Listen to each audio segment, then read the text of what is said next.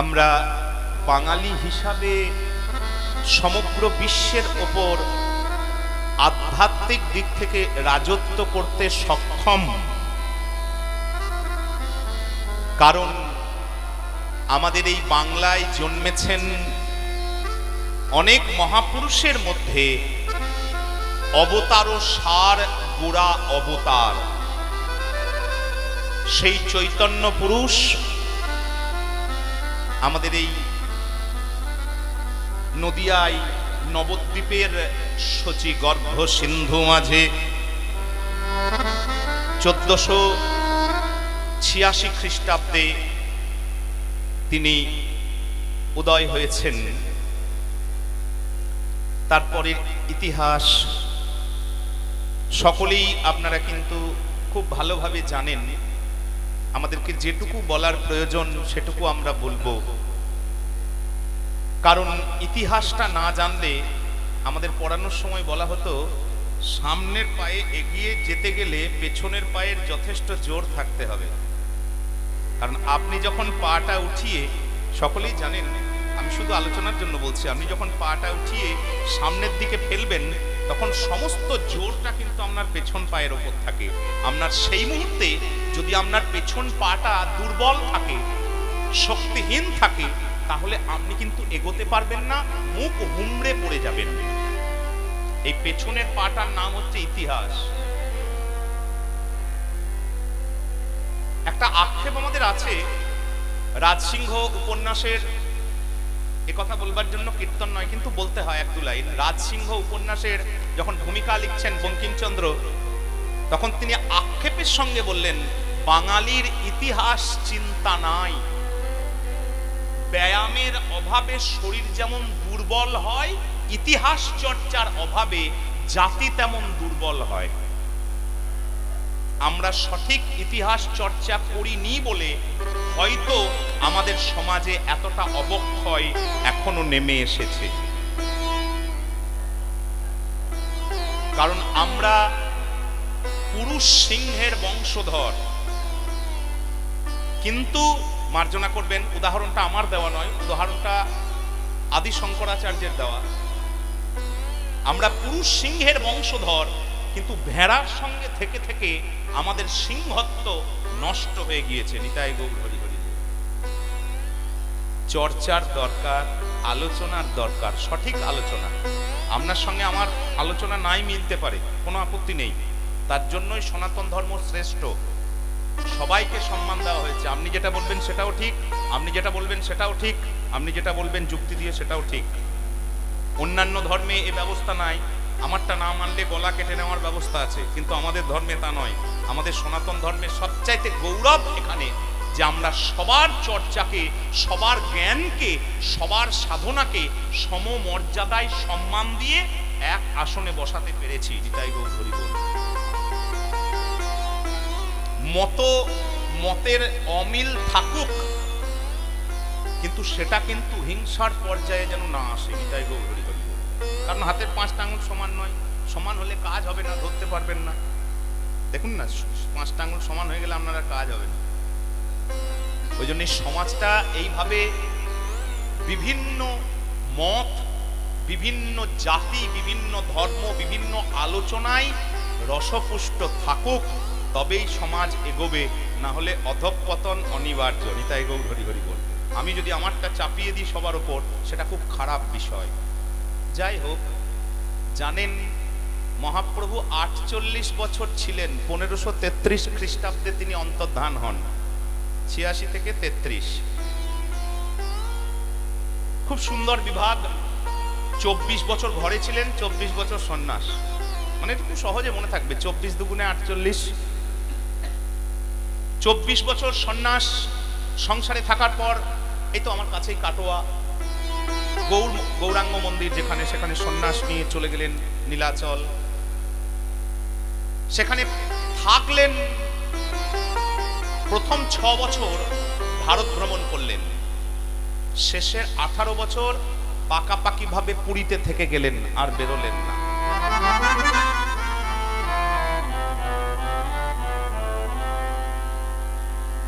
পুরীর রাজা প্রতাপরুদ্রের যিনি গুরুদেব কাশী মিশ্র, তার বৈঠকখানা বাড়ি যেটা বর্তমানে রাধাকান্ত মঠ, আমরা বলি গম্ভীরা। ছোট্ট মতন একটা রুম আছে ভেতর দিকে, বাইরে থেকে দেখতে পাবেন না, বাইরে থেকে মন্দিরটা দেখা যায়, গম্ভীরাটা দেখা যায় না। গম্ভীরাটা দেখতে গেলে একটু ভেতর দিকে ঢুকতে হবে। ওইটুকু বাড়িতে, ওইটুকু ওই 5 ফুট বাই 5 ফুট, হিসাব করে নেন কত বড় হবে। এই স্টেজটার 5 ভাগের 7 ভাগের 1 ভাগ, এইটুকু মাত্র। সেখানে একটা প্রায় 6.5 ফুট থেকে 7 ফুটের মানুষ থাকতেন। একটাই দরজা জানলা বলতে একটাই। ক বছর থাকতেন? 18 বছর। একদম জনসঙ্গে যেতেন না, সারাদিনে একবার জগন্নাথ দর্শন, একবার স্নান, ব্যাস। অধিক লোকের সঙ্গ করতেন না। চিন্তা করুন, যার কথায় রাজা ওঠে বসে, যার কথায় পুরীর প্রধান পুরোহিত বাসুদেব সার্বভৌম, যার কথায় উঠে বসে রাজার গুরুদেব কাশী মিশ্র, যার কথায় উঠে বসে, সে 18 বছর ওইটুকু মতন একটা ছোট ঘরে সময় পার করে দিলেন। কেন? এটাই আমাদের আস্বাদনের বিষয়বস্তু হওয়া উচিত। কারণ রাধা প্রেম। আমরা বুঝি প্রেম মানে সম্ভোগ, প্রেম মানে উচ্ছলতা, প্রেম মানে, শব্দ ব্যবহার করছি মার্জনা করবেন, এখনকার লোকেদের বুঝতে সুবিধা হবে, প্রেম মানে এনজয়। মোটেও তা নয়। প্রেম মানে বিরহ ভোগ। আমাদের সাধনাই হচ্ছে বিরহ ভোগ করা, চোখের জল। দেখুন সাধকদেরকে তাকিয়ে, কোন সম্প্রদায়ের সাধক আপনি দেখতে চান বলুন? ভারতবর্ষীয় উপাসক সম্প্রদায় বলে একটি গ্রন্থ আছে, সাধক সাধিকাদের লেখা। ভারতবর্ষের সাধক, ভারতের সাধিকা বলে 5 খণ্ডের অনেক বই আছে। কোন সাধকের চোখে জল নেই? কোন সাধকের জীবনে কষ্ট নেই, যন্ত্রণা নেই, ত্যাগ নেই, তিতিক্ষা নেই? তার মানে প্রত্যেকেই প্রেমের পূজারী। প্রত্যেকের কাছে প্রেম মানে হচ্ছে বিরহ ভোগ করা। আমরা যেটাকে প্রেম বলি সেটা উচ্ছৃঙ্খলতা, সেটা শারীরিক কামনার চরিতার্থতা। নিতাই গৌর হরি হরি। এই যে প্রেমকে সম্ভোগ করা, বিরহকে ভোগ করা, বিরহকে ভোগ করে সঠিক প্রেম আস্বাদন করা, এইটা মহাপ্রভু 18 বছর ধরে শেখালেন জগতের জীবকে। আর সেটা কিন্তু অধিক লোক দিয়ে হয় না, অধিক লোক দিয়ে নাচ গান হয়। বুঝতে পারলেন? যখন হরিনাম সংকীর্তন করতাম রাস্তায় রাস্তায়, তখন প্রচুর লোক, হাজার হাজার, লক্ষ লক্ষ, অসুবিধা নেই। কিন্তু সেখানে প্রেমের ভোগ হবে না, সেখানে নাম সংকীর্তন হবে, উদ্দণ্ড নাম হবে, জগতের জীবের উদ্ধার হবে। কিন্তু যে প্রেম আমি আস্বাদন করতে এসেছি গৌর রূপে, রাধারানীর যে কষ্ট, রাধারানীর যে যন্ত্রণা, রাধারানীর যে কৃষ্ণ প্রেম আমি গৌর রূপে আস্বাদন করতে এসেছি, সেটা এত লোকের মাঝে হবে না বলে 18 বছর ঘরের ভেতর নিজেকে গুপ্ত করে নিলেন। কোনোদিন রাত্রিবেলায় খুঁজে পেতেন না, সঙ্গে থাকতো দুজন, খুঁজে পেতেন না, গোবিন্দ খুঁজে পেতেন না। দেখতেন ওই পুরীর চটক পর্বতভূমে, মানে বালির সমুদ্র, কোন কোন জায়গায় বালির স্তূপ হয়ে যেত, সেই জায়গায় গিরি গোবর্ধন ভেবে অজ্ঞান হয়ে পড়ে থাকতেন। কোন দিন বা, এরকম ঘটনা চৈতন্য চরিতামৃতে আছে, কোন দিন বা ধীবরের জালে, যারা মাছ ধরতে যেত তাদের জালে উঠে এসেছে। সম্পূর্ণ বিরহ, সম্পূর্ণ উন্মত্ত পাগলের মতন দশা। আজকে মহাপ্রভু গম্ভীরার বাইরে এসে সেই প্রাঙ্গণে, সেই উঠোনে গড়াগড়ি দিয়ে কাঁদছেন। ভাবি ভাবি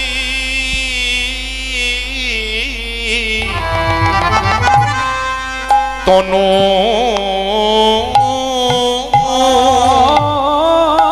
ভাবি ভাবি তনু আমার তনু হইল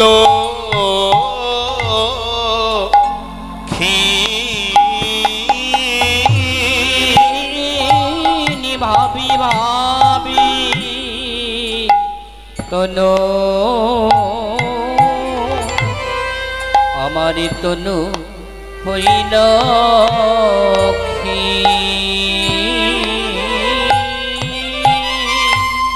তোরা বলব ওরে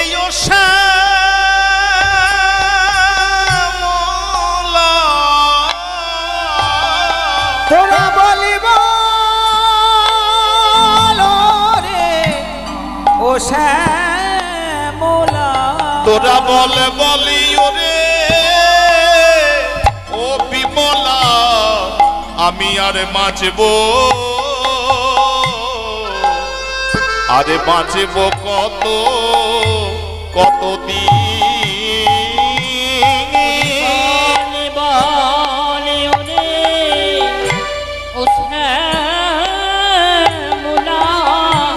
বলে ও রে ও বিমলা বাজব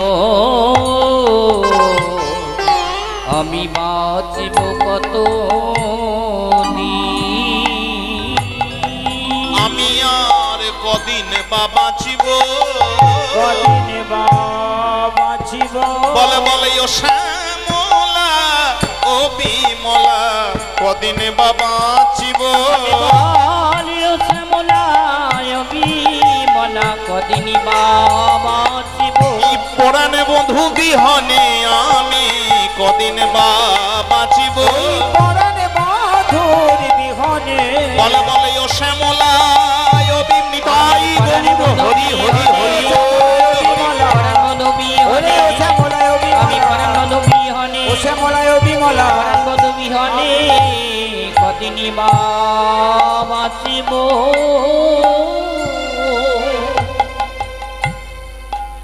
কেমন উন্মত্ততা, উন্মত্ততা মানে হচ্ছে পাগলামি। মহাপ্রভুর কেমন উন্মত্ততা, কেমন পাগলামি। চৈতন্য চরিতামৃত বললেন শ্রীরাধিকার ভাব জয়ছে উদ্ধব দর্শনে, ওইছে প্রলাপ চেষ্টা মহাপ্রভুর রাত্র দিনে।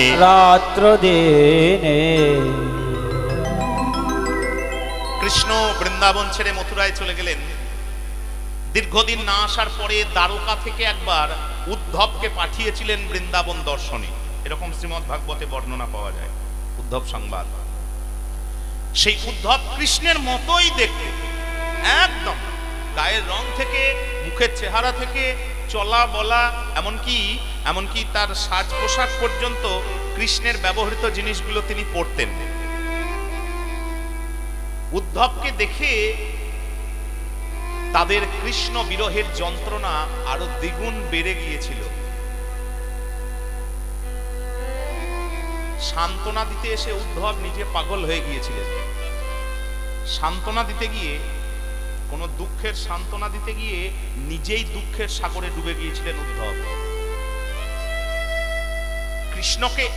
কৃষ্ণ ভ্রমে উদ্ধবকে দেখে ব্রজবাসীদের যে যন্ত্রণা, সেই রকম মহাপ্রভুর যন্ত্রণা আজ গম্ভীরার গৃহে।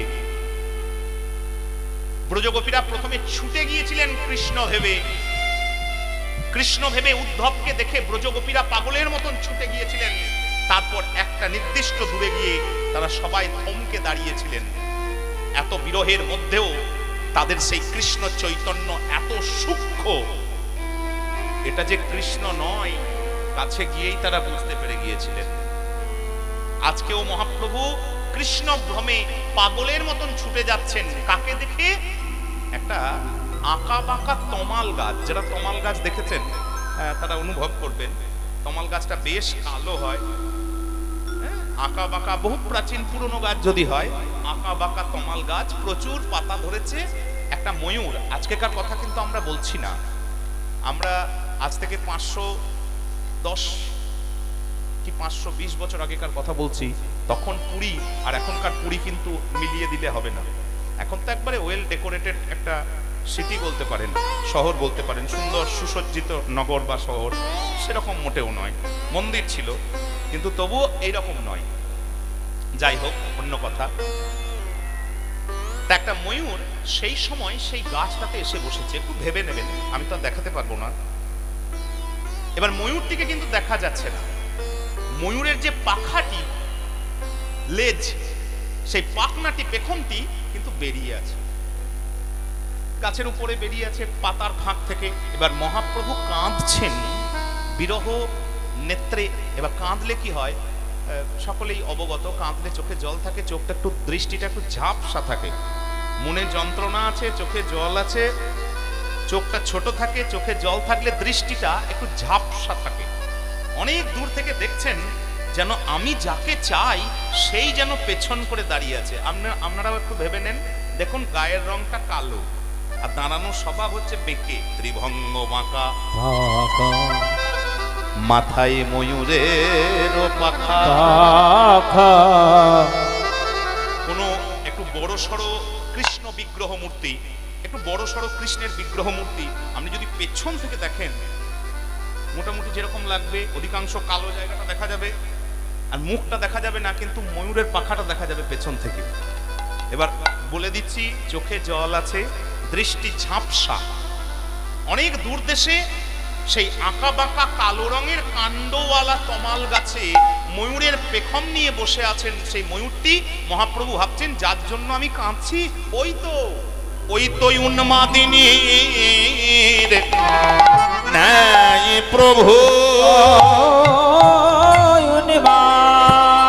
উন্মাদিনীর ন্যায় প্রভু, আজ ছুটি আজ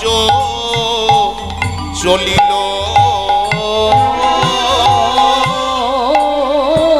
উন্মাদিনী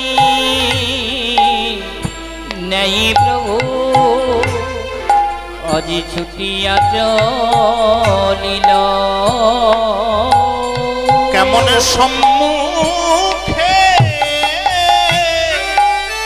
তমালে হেরি, সম্মুখে তমালে হেরে, কেমন সম্মুখে তমাল হেরি, আসি জরায়ে ধরিল, সম্মুখে তমাল হেরি, সম্মুখে তমাল হেরি, জরায়ে ধরিল। বলে তবে মুখ ফিরায়ে কেন হে, ফিরায়ে কেন হে, তবে মুখ ফিরায়ে কেন হে, ফিরায়ে কেন হে, যদি এতদিন পরে এলে মুখ ফিরায়ে কেন হে, এতদিন পরে এলে মুখ ফিরায়ে কেন হে, যদি এতদিন পরে এলে মুখ ফিরায়ে কেন হে, এতদিন পরে এসো এসো দাসীর হৃদয়, এসো দাসীর হৃদয় মাঝে, এসো এসো দাসীর হিয়ার মাঝে, এসো হিয়ার মাঝে, ফিরায়ে কেন হে,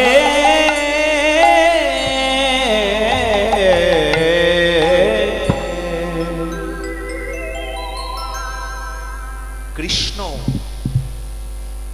মনে মনে ভাবছেন যার জন্য আমি কাঁদছি, শ্রী রাধিকার ভাবে বিভাবিত হয়ে গৌর সুন্দর যার জন্য কাঁদছেন সেই কৃষ্ণ বুঝি এসে দাঁড়িয়ে আছে পেছন করে। তমাল গাছ আর তার শাখায় বসা সেই ময়ূরের পেখমটি দেখে মনে করেছেন, দৌড়ে গিয়ে জড়িয়ে ধরেছেন। যেই ধাক্কা পেয়েছে গাছ, তো বুকে ধাক্কা পেয়েছেন, তাকিয়ে বলছেন, বা যতদিন ব্রজে ছিলে তোমারে কোমল দেহে চন্দন দিতে কত ভয় পেতাম, যখন থেকে ব্রজ ছেড়ে তুমি বিভাগী হলে,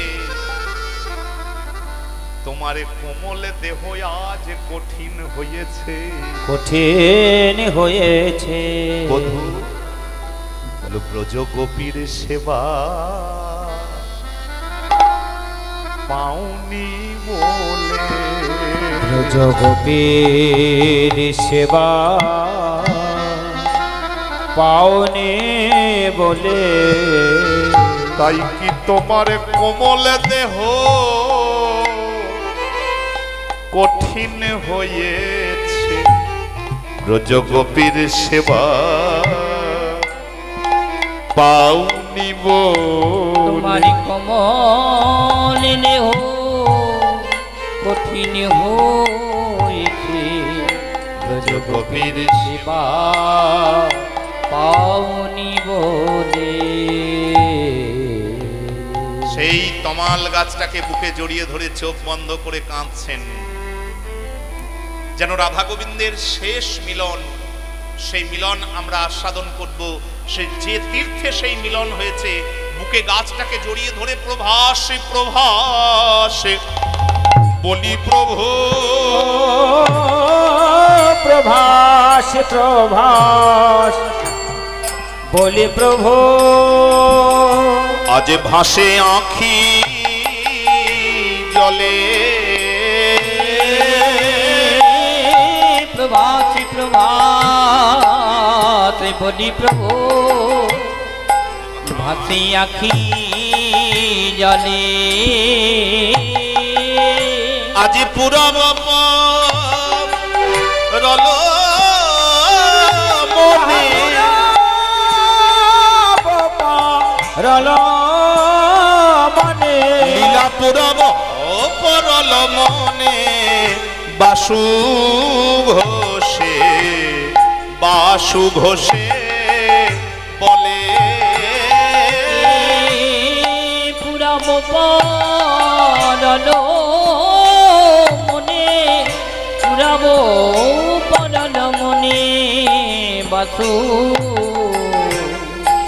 বাসু ঘোষে বলে, আজ লীলা মনেতে পড়েছে, মনেতে পড়েছে, আজ মনেতে পড়েছে, আজ মনেতে পড়েছে। সেই পুরবের ভাব গোড়ার মনেতে পড়েছে, পুরবের ভাব গোড়ার মনেতে পড়েছে। সেই প্রভাস যোগ্য লীলার কথা মনেতে পড়েছে। প্রভাস যোগ্য লীলার ওই না ভাবে আত্মদাই গৌর হরি হরি, ভাবে আত্মহারা প্রভু, ভাবে আত্মহারা যোগ্য লীলার কথা ভাবে কথা মনেতে পড়েছে।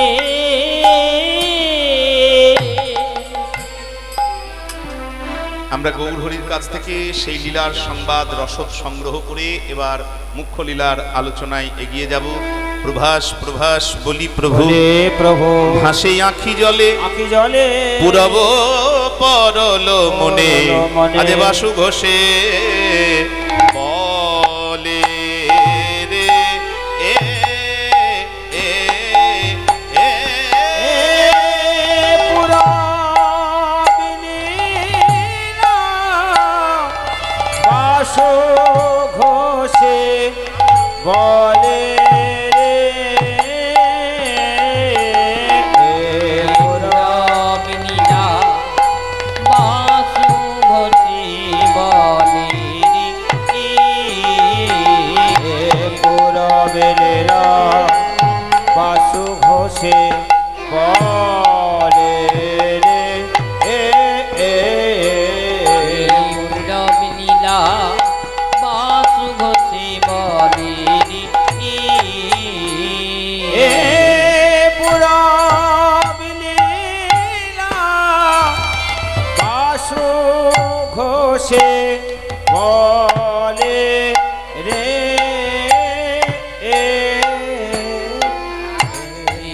পুরা বিনীলা বাসু ঘোষে বলে রে, পুরা বিনীলা বাসু ঘোষে বলে রে, পুরা বিনীলা বাসু ঘোষে বলে রে, পুরা বিনীলা বাসু ঘোষে বলে রে, পুরা বিনীলা বাসু ঘোষে বলে রে,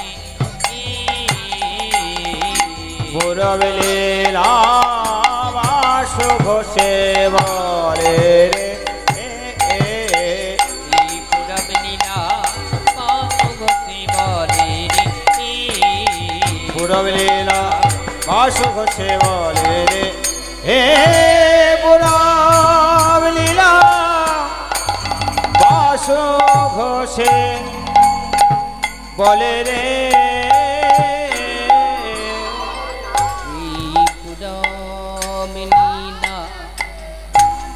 বাসু ঘোষে বলে রে পুরাণ লীলা বাসু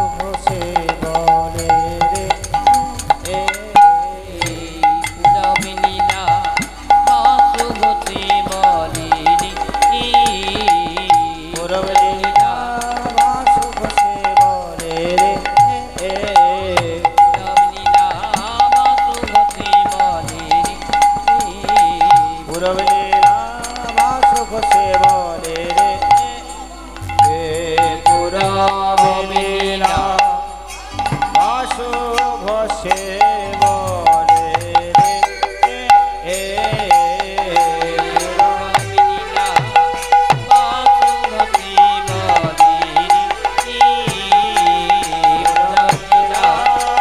ঘোষে বলে রে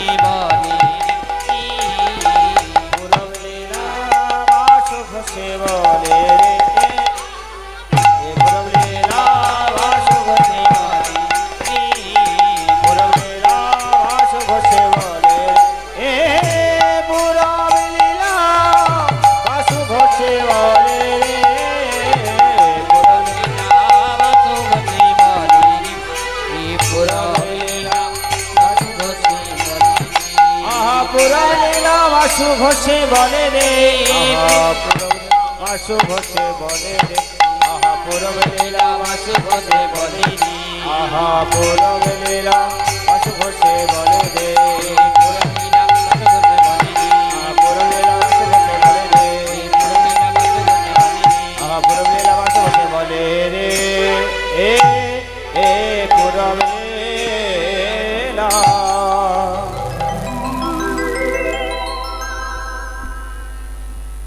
চলো চলো চলো মনো করি দর্শন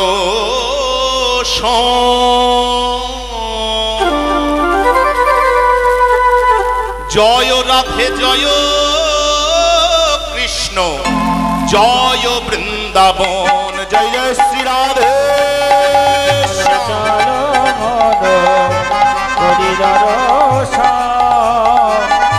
জয় রাধে জয় কৃষ্ণ জয় বৃন্দাবন জল জল জল মন করি দর্শন জয় রাধে জয় কৃষ্ণ জয় বৃন্দাবন কালিন্দী যমুনা জয়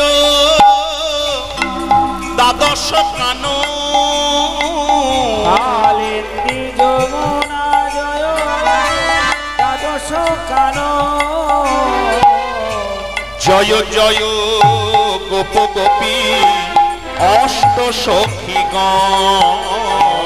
জয় জয় গোপী গোপী অষ্ট সখী গো একবারে চলো চলো চলো মনো করি দর্শন জয় রাধে জয় কৃষ্ণ জয় বৃন্দাবন জল জল জল মন করি দর্শন জয় রাধে জয় কৃষ্ণ জয় বৃন্দাবন জয় জয় মা যশোদা স্নেহের শিরোমণি জয় জয় মা যশোদা স্নেহের শিরোমণি যার কারণে আদর করি মা খাওয়া তো নবনী জয় জয় মা যশোদা স্নেহের শিরোমণি যার কারণে আদর করে খাওয়া তো নমনি সেই স্নেহ মাখা ধুলি অঙ্গে করি বলে মন। জয় রাধে জয় কৃষ্ণ জয় বৃন্দাবন। স্নেহ মাখা ধুলে অঙ্গে করি বলে জয় রাধে জয় কৃষ্ণ জয় বৃন্দাবন। এবার চলো চলো চলো মন করিদার জয় রাধে জয় কৃষ্ণ জয় বৃন্দাবন। জয় শ্যাম কুন্দ রাধা কুন্দ গিরি গোবরে ধন। জয় রাধে জয় কৃষ্ণ জয় বৃন্দাবন। জয় জয় রাধে জয় কৃষ্ণ জয় বৃন্দাবন। বলিয়ে শ্রীমতী রাধা রানী কি, শ্যাম সুন্দর গোপীনাথ মদন মোহন কি, আপনা আপন শ্রী গুরু মহারাজ কি, মহাকাল ভৈরব সহিত শ্রীমৎ দক্ষিণা কালী কি জয়। জয় জয় শ্রী রাধে শ্যাম। উপস্থিত সকল সাধুগুরু বৈষ্ণব, সম্মানীয় সুধীজন ও ভক্তিমতী মায়েদের শ্রীচরণে বিনম্র শ্রদ্ধা দণ্ডবৎ প্রণতি নিবেদন করে সকলের শ্রীচরণের ধূলি মস্তকে লয়ে কৃষ্ণ অধিষ্ঠান মর্মে সকলকে প্রণতি নিবেদন করে আমরা আমাদের মুখ্য লীলার আলোচনায় ব্রতী হয়েছি।